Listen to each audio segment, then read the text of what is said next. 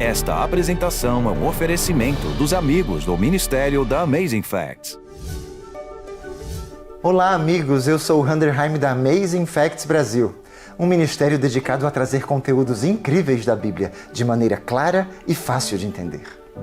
Que bom que você está aqui sintonizado conosco para aprender mais sobre a Palavra de Deus. O tema da mensagem de hoje é os 144.000 e o selo de Deus. E eu tenho certeza de que você será abençoado ao estudar esse assunto. E para que se aprofunde ainda mais, nós queremos lhe presentear com esta revista gratuita, O Dia Perdido da História. Para adquirir esse material é fácil. Você só tem que acessar o link dia.tvaf.com.br, escanear o QR Code que aparece na sua tela ou enviar-nos uma mensagem de texto para o nosso WhatsApp 839-8159-5567. Que Deus o abençoe ao extrair da Bíblia fatos incríveis. Amazing Facts, com Doug Batchelor. A apresentação desta noite abordará o tema dos 144.000. Eles são mencionados nos capítulos 7 e 14 do livro de Apocalipse. E também falaremos sobre o selo de Deus. Muito bem. Trata-se de um período no qual os anjos estão segurando os ventos de contenda. Eu me lembro de ter ouvido uma história, acho que foi em março de 2012, creio eu, na qual Paul Walden pediu para que sua esposa e filha ligassem. Vocês viram o noticiário? Perguntou ele. Há uma série de tornados se aproximando. Ele nunca deu bola para avisos de tempestade. Mas naquele dia ele resolveu dar uma saída e olhar para o céu. E viu uma grande parede cinza que se movia em sua direção e já estava destruindo a casa do vizinho. Puxa vida, dessa vez é real. Ele entrou em casa, agarrou seus cachorros, pulou no armário bem ao lado da escada. E o tornado chegou.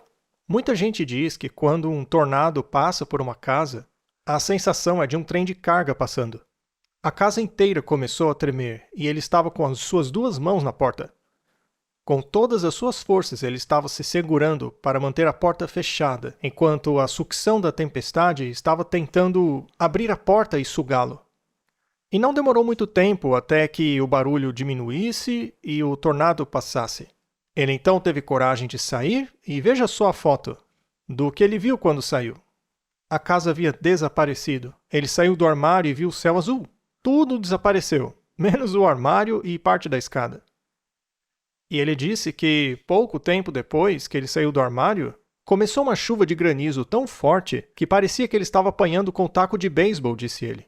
Ele rapidamente pegou um balde ali e colocou na cabeça. Ele disse que o granizo o teria matado se não tivesse feito aquilo. Desde então, ele anda por aí com um balde e a sua esposa costuma fazer chacota disso, naturalmente. Mas ele estava tentando conter a tempestade. Bem, os seres humanos não são muito bons com isso, mas os anjos são, e Apocalipse fala a respeito. Vamos começar com 144.000 no capítulo 7 de Apocalipse. Podemos começar com o versículo 1 do capítulo 7. Depois disto, vi 4 anjos em pé nos 4 cantos da terra, conservando seguros os 4 ventos da terra. O que ele quer dizer aqui é norte, sul, leste e oeste. Ou seja, isto está afetando a terra toda. Os anjos estão contendo conflitos em toda a terra, segurando os 4 ventos da terra para que nenhum vento soprasse sobre a terra, nem sobre o mar, nem sobre árvore alguma. Ele está se referindo a tudo no planeta, terra, mar, árvores, até que algo finalmente acontece. Estes ventos de conflito são resumidos ali nas últimas pragas. Vi outro anjo que subia do nascente do sol, tendo o selo do Deus vivo. E ele clamou em grande voz, dizendo: Não danifiqueis nem a terra, nem o mar, nem as árvores, até selarmos na fronte os servos do Deus vivo. E continua dizendo: E ouvi o número daqueles que foram selados, e era de 144.000. 12.000 de cada uma das 12 tribos de Israel. Essa é uma lista interessante. E então, no capítulo 14 de Apocalipse, encontramos a segunda referência, dos 144.000. E nos dá um pouquinho mais de informação. Olhei e eis o Cordeiro em pé sobre o monte Sião. Estou lendo o versículo 1 a 5. E com ele 144.000, tendo na fronte escrito o seu nome e o nome de seu pai. No capítulo 7 disse o selo de Deus e aqui o nome de seu pai. Então são coisas semelhantes. Ouvi uma voz do céu como voz de muitas águas, como voz de grande trovão. Também a voz que ouvi era como a de arpistas quando tangem a sua harpa, e entoavam um novo cântico diante do trono, diante dos 4 seres viventes e dos anciãos. E ninguém podia aprender o cântico, senão os 144.000 que foram comprados da terra. São estes os que não se macularam com mulheres, porque são castos. O que isso significa, hein? São eles os seguidores do Cordeiro por onde quer que vá. São os que foram redimidos dentre os homens, primícias para Deus e para o Cordeiro. E não se achou mentira na sua boca. Não tem mácula. Muito bem. Ele continua com outra passagem relacionada, mas vamos parar por aqui. Então temos os 144.000, que obviamente são um grupo muito importante. Você tem o capítulo 7 e o capítulo 14 falando a respeito deles. Eles têm um selo especial? E normalmente, quando se fala sobre algo na testa no livro de Apocalipse, o que vem à nossa mente? As pessoas automaticamente dizem: a marca da besta vai na testa, deve ser algo ruim. Se alguém tentar colocar algo em sua testa, fuja. Mas, se você estudar a Bíblia, vai descobrir que no Apocalipse, todo mundo terá uma marca em suas testas. Ou você terá a marca da besta ou o selo de Deus. A questão é qual das duas marcas você terá. Considerando isso um tipo de introdução, vamos analisar alguns pontos sobre os 144.000 e o selo de Deus. Vamos lá. Primeira pergunta. Que pistas o Apocalipse nos dá para nos ajudar a identificar quem são os 144.000? Bom, há várias delas. Primeiramente, diz que são 12.000 das 12 tribos de Israel. Mas a lista de tribos que é dada em Apocalipse é diferente do que qualquer outra lista da Bíblia. As 12 tribos são listadas muitas vezes na Bíblia. Normalmente, ela começa com o primogênito, que é Ruben. Mas em Apocalipse, começa com Judá. É diferente? Não é igual. Você verá também que ela fala de José, mas Efraim é deixado de fora. Então, é uma lista diferente. Temos que nos perguntar, o que está acontecendo aqui? Ele está se referindo a judeus literais? Será que no fim dos tempos surgirá 12.000 de cada uma das tribos? Segundo a história judaica, algumas das tribos tinham poucas pessoas, mas Judá tinha muita gente, centenas de milhares.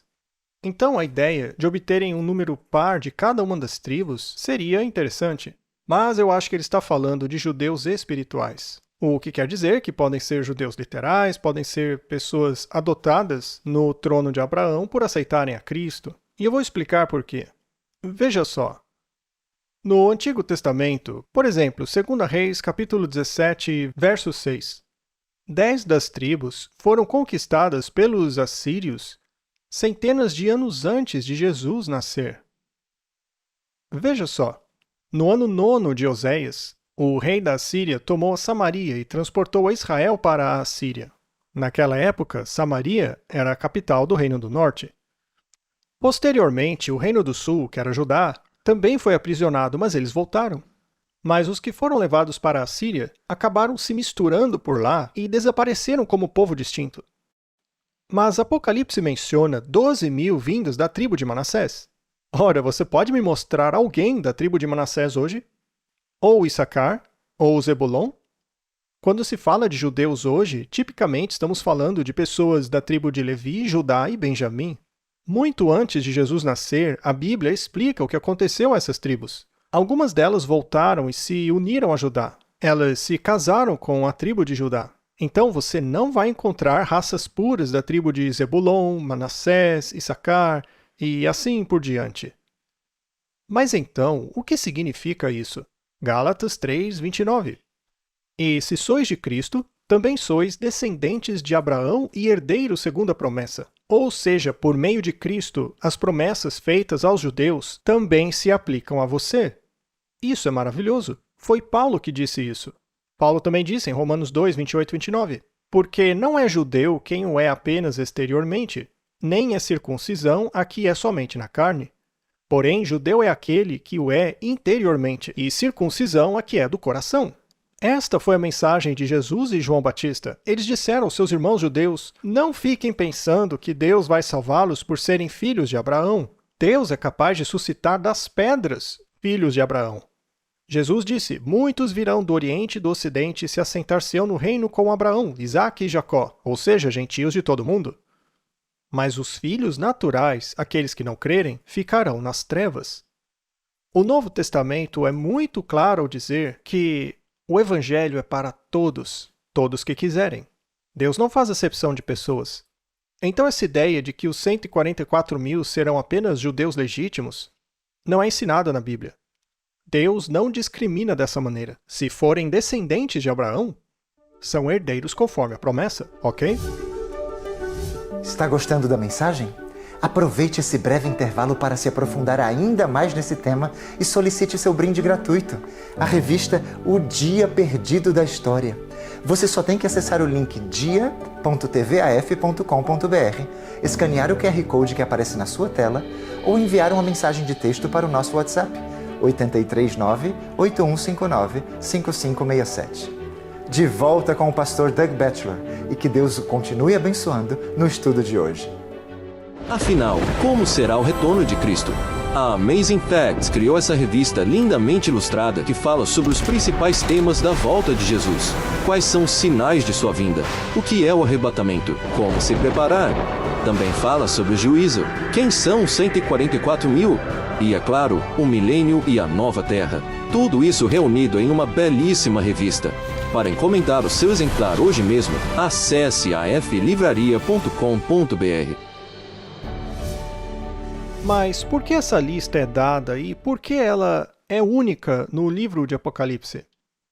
Me permita ler algo para você. Sabe, em hebraico, quando davam nome a alguém, tinha um significado. Você já leu a história de Jacó, que se casou com 4 mulheres? Ele só queria Raquel, mas acabou ficando com Lia, Bila, Zilfa. E elas sempre brigavam pela atenção dele. Cada vez que tinham um filho, as mães escolhiam o nome do filho, pensando em dizer alguma coisa, porque os nomes significavam algo em hebraico. O nome Judá significa louvarei ao Senhor. Você pode ver aí na tela os significados. Ruben significa ele olhou para mim. Gade, dado boa sorte. Aser, feliz sou eu. Naftali, minha luta. Manassés, fazendo-me esquecer. Simeão significa Deus me ouve. Levi, apegado a mim.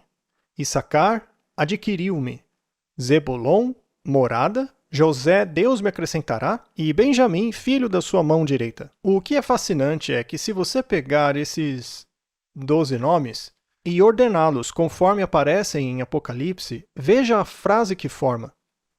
Eu louvarei o Senhor, pois ele olhou para mim e me concedeu boa sorte. Feliz estou, porque graças à minha luta, Deus está me fazendo esquecer. Deus me ouve e está ligado a mim. Ele me comprou uma moradia e me dará o filho da sua mão direita, que é Cristo. Amigos, isso não é impressionante? Toda a história da salvação é contada nestes nomes, na ordem exata em que são colocadas ali no Apocalipse. É a história da redenção. A Bíblia é um livro maravilhoso. Também é dito que os 144 mil terão roupas especiais. A Bíblia nos diz que eles lavaram e branquearam suas vestes no sangue do Cordeiro, simbolizando que eles estão cobertos pela justiça de Cristo. Também diz que eles entoarão um cântico único. Ninguém mais pode interpretar a música deles, porque é uma música especialmente deles. Isso porque eles passaram por uma experiência única. É como os filhos de Israel, quando saíram do Egito. Eles cantaram um cântico de libertação, conduzidos por Miriam. E ao final dos seus 40 anos, Moisés escreveu uma canção sobre os que sobreviveram à peregrinação e sobre Deus ser o primeiro. Às vezes, as músicas refletem as experiências passadas pelo músico. Imagine, por exemplo, um coral da Irlanda cantando músicas de escravos africanos. Talvez eles não consigam interpretar da maneira certa. Isso porque não viveram aquela experiência que deu origem àquela música. Faz sentido? Sendo assim, os 144 mil cantarão uma canção que ninguém mais conhece. Porque Apocalipse diz que este grupo experimentou uma grande tribulação, mas se apegaram ao Cordeiro de uma maneira extrema. É por isso que cantarão um novo cântico. Outra coisa que nos diz é que ele segue um cordeiro por onde quer que ele vá. E, aliás, se você tem o desejo de seguir o cordeiro no céu, precisa começar a segui-lo agora mesmo. Você não pode dizer, quando chegar no céu eu sigo ele. Você nem chegará lá, a menos que comece a segui-lo agora. Um cristão é um seguidor de Cristo. E a Bíblia também diz que eles são virgens. Será que este grupo é só de mulheres? Porque a palavra grega utilizada parece referir a virgens, a mulheres. Mas não se esqueça que Apocalipse diz que a Babilônia tem filhas que são prostitutas e infiéis. Os 144.000 são virgens porque não são contaminadas. Quer dizer que este grupo de pessoas fazem parte da verdade. Eles não foram contaminados por Babilônia. Não está falando sobre sexo aqui, mas sobre serem pessoas puras, pelo fato de crerem nos ensinamentos de Jesus. Não seguiram falsas doutrinas. De tudo o que temos falado sobre este grupo, sabe qual é a chave para entendê-los? Eles representam os apóstolos modernos. Veja, no Novo Testamento, Jesus escolheu 12 apóstolos. Ele disse, quero que vocês sejam minhas testemunhas para levar a mensagem ao mundo. Mas eles não foram os únicos salvos, era um grupo especial de líderes. Antes do Espírito Santo ser derramado em Atos capítulo 2, Judas se suicidou. E Pedro disse, agora somos apenas 11, mas precisamos de mais um para sermos 12. Quando substituíram Judas, o Espírito Santo finalmente desceu. Mas não foram apenas 12 que receberam o Espírito. Havia 120 no cenáculo. E 3.000 foram convertidos como resultado do que fizeram. O que nos leva à próxima pergunta. Os 144.000 serão os únicos salvos quando Jesus voltar? Se você fizer a conta, isso seria muito triste, porque existem cerca de 7 bilhões de pessoas no mundo hoje. 7 bilhões!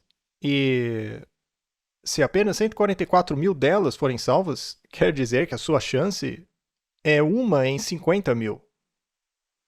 Ainda é mais fácil que ganhar no Mega Sena, não é? Mas não é muita coisa. Não, eles não serão os únicos. Mas são um grupo especial de líderes. Veja, eu vou facilitar o assunto para vocês.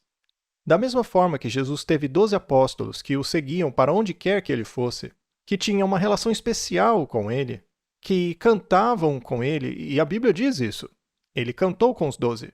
Ele cantou outras vezes, mas a vez que foi registrada na Bíblia é quando ele cantou com os 12 antes de ir para a cruz. Eles cantaram uma canção especial. Então, todas as coisas sobre os 144.000, e aliás, Apocalipse foi escrito por um. Ele está falando sobre o seu relacionamento com Jesus durante a primeira vinda, e no futuro haverá um exército de apóstolos preparando o mundo para a segunda vinda. Faz sentido? Estes são 144.000. Agora que já aprendemos um pouco sobre eles, o que é esse número especial escrito em suas testas? Lá fala sobre um nome, um selo. Lembre-se, não estamos falando de tatuagem aqui. Na Bíblia, no Antigo Testamento, sempre que há menção de mão ou testa, significa suas ações e pensamentos. Deuteronômio 5, Moisés repete os 10 mandamentos. E então, em Deuteronômio 6, ele diz, as atarás como sinal na tua mão e te serão por frontal entre os olhos. O que é isso? A testa.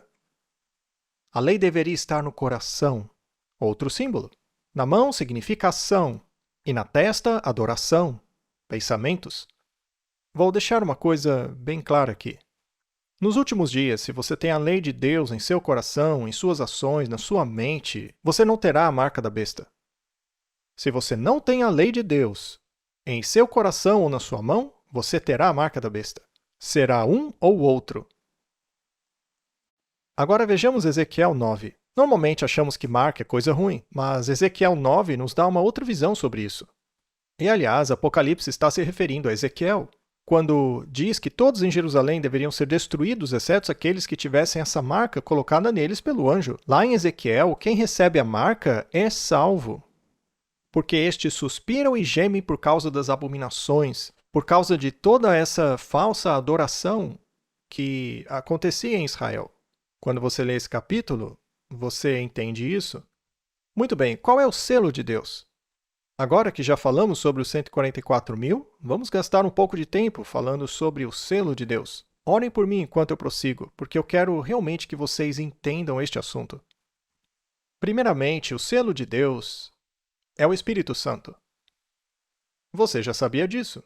Já aqueles que têm a marca da besta têm o espírito de quem? Do diabo. Mas quem tem o selo de Deus tem o espírito de quem? Está lá em Efésios 4:30. Não entristeçais o Espírito de Deus, no qual fostes selados para o dia da redenção. Há um selo do Espírito Santo que ocorre dentro de nós. Mas existe algo mais tangível que pode ser visto, que é visto em Isaías 8:16. Resguarda o testemunho, sela a lei no coração dos meus discípulos. A lei pode ser selada no coração? Então a lei de Deus também é um selo. Qual é a nova aliança? Gravarei a minha lei em seus corações. Vamos dar um passo adiante para descobrirmos o que é este selo na lei. Normalmente, um selo, nos tempos bíblicos, selavam documentos. Eles colocavam cera derretida em um documento e a moldavam com um selo. E o selo possuía 3 características. Ele tinha o nome da autoridade, o seu cargo, a sua posição e o seu território. Por exemplo, tenho aqui uma cópia do selo da Rainha Elizabeth. E diz lá, Elizabeth, é o nome dela, Rainha, o seu cargo, e Canadá, o seu território. Então, os selos têm essas 3 características. Quando Pilatos pôs o selo no túmulo de Jesus, o que ele escreveu? Pilatos, seu nome, governador, seu cargo, Judeia, território. Quando o rei Dario pôs o seu selo, a Bíblia diz que ele pôs um selo na pedra, a pedra que fechava a cova dos leões. O que dizia no selo? Dario, rei, Medo-Persa. Então todo selo tem essas 3 coisas. Já viu o selo presidencial? Tem o nome dele, presidente dos Estados Unidos. Sempre essas 3 características. Mas encontramos isso na lei de Deus? Sim. Está bem no meio de sua lei, no mandamento mais longo dos 10. Veja só o que está escrito, Êxodo 20. Lembra-te do dia de sábado para o santificar. 6 dias trabalharás e farás toda a tua obra. Mas o 7º dia é o sábado do Senhor teu Deus. Não farás nenhum trabalho, nem tu, nem teu filho, nem tua filha, nem teu servo, nem tua serva, nem teu animal, nem o forasteiro das tuas portas para dentro. Agora preste atenção. Porque em 6 dias o Senhor, Jeová, o nome dele, criou. Este é o seu cargo. Deus é o Criador do céu, da terra e do mar. Aí está o nome de Deus, o título de Deus e o seu território. Bem no meio da lei de Deus está este selo. E a partir de agora nós falaremos sobre o mandamento do sábado, porque é uma questão muito importante nos últimos dias, já que ele fala sobre descansar no Senhor. Fala sobre ter um relacionamento, fala sobre ter o nome do Pai. O nome do Pai está nesse mandamento? Jeová, o Senhor que fez o céu, a terra e tudo o que neles há, e ao 7º dia descansou. Por isso o Senhor abençoou o dia de sábado e o santificou. Deus santificou o sábado. Então aqui temos as 3 características: o título de Deus, o território dele e o nome dele. Tudo no meio da lei de Deus. Agora eu quero que você veja da perspectiva bíblica e do céu por que isso é importante. Suponha que eu diga a você que eu vou fazer um tour pela Terra Santa. Que lugar é esse? Israel. Todos entenderiam isso. E se eu estiver lá e disser que vou para a Cidade Santa? Jerusalém. E se em Jerusalém eu disser que vou ao Monte Santo? Todos saberão que eu vou para o Monte Moriá, o Monte Sião. E antigamente, se você fosse para o templo, você iria para o Santo Templo. E no Santo Templo tinha um lugar chamado Lugar Santo. E dentro do Lugar Santo havia outro chamado Lugar Santíssimo. E o que existia dentro deste Lugar Santíssimo? Uma arca dourada. Todos já ouvimos falar sobre esta arca dourada. Mas o que fez desta arca um tesouro nacional? Dentro dela estavam os 10 mandamentos. E dentro dos 10 mandamentos você encontra a palavra santo uma vez. E onde está essa palavra? No mandamento do sábado. Deus quer nos tornar santos. A vida é feita de tempo. E Deus é amor. É impossível amar sem tempo. As esposas normalmente entendem isso melhor que os maridos. Você não passa tempo comigo, dizem elas. Como assim? Eu fiquei em casa o dia inteiro no computador. Acho que todo marido já ouviu isso um dia. Ora, eu fiquei aqui o dia inteiro, mas não é tempo de qualidade. A questão é, será que passamos tempo de qualidade com aqueles a quem amamos? É isso que importa. Quando Deus criou o mundo, Ele estabeleceu um tempo de qualidade específico para nutrirmos nosso relacionamento com Ele. E se você ama mesmo a Deus, você o obedecerá. O diabo quer destruir o tempo de qualidade e o amor entre os seres humanos e Deus. E ele faz isso especialmente atacando o sábado. Amigos, chegamos ao final de mais um Amazing Facts com Doug Batchelor. Que bênção é estudar a Palavra de Deus, não é verdade? Obrigado pela sua audiência. E não se esqueça de solicitar o seu brinde gratuito, a revista O Dia Perdido da História. Você só tem que acessar o link dia.tvaf.com.br, escanear o QR Code que aparece na sua tela ou enviar uma mensagem de texto para o nosso WhatsApp 839-8159-5567. Até o próximo programa e lembre-se, a mensagem de Deus é a nossa missão.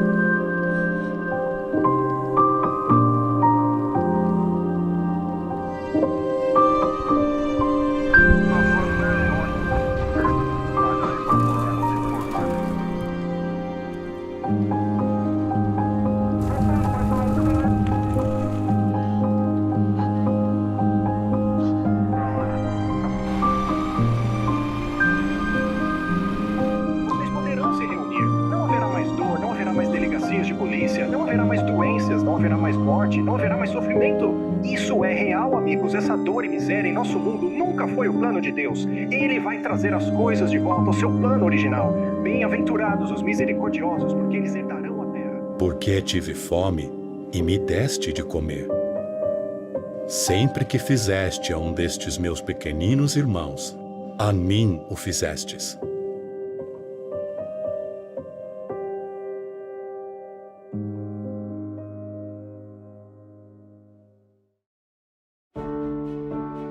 Por quase 2 décadas, o AFCO, o Centro de Evangelismo da Amazing Facts, tem ajudado pessoas de todos os históricos de vida a aprender as habilidades práticas de como buscar e salvar quem está perdido. E agora, estamos trazendo essa capacitação para o Brasil. Esse curso intensivo equipará você a se tornar um melhor ganhador de almas, obreiro bíblico, missionário e discípulo como um todo. Além disso, a equipe de especialistas do AFCO vai ajudar você a colocar sua capacitação em prática ao trabalharmos nas regiões vizinhas, preparando séries evangelísticas especialmente voltadas para que as pessoas entreguem seu coração ao Senhor. Você vai aprender a comunicar sua fé com segurança, a qualquer momento e em qualquer lugar, desenvolvendo ao mesmo tempo uma vida devocional pessoal vibrante. Portanto, se você deseja se tornar um ganhador de almas eficiente e desenvolver amizades para toda a vida com pessoas como você, entre em contato com o AFCO agora mesmo. Esse é um programa que vai mudar sua vida, mas as vagas são limitadas. Para mais informações, acesse afco.amazingfactsbrasil.com.br.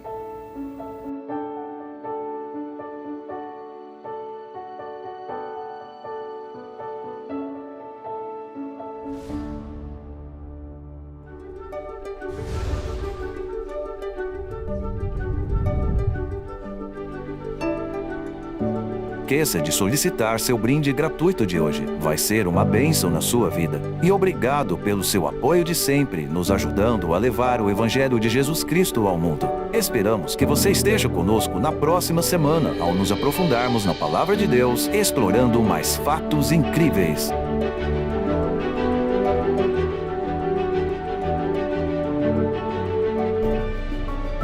Esta apresentação foi um oferecimento dos amigos do Ministério da Amazing Facts.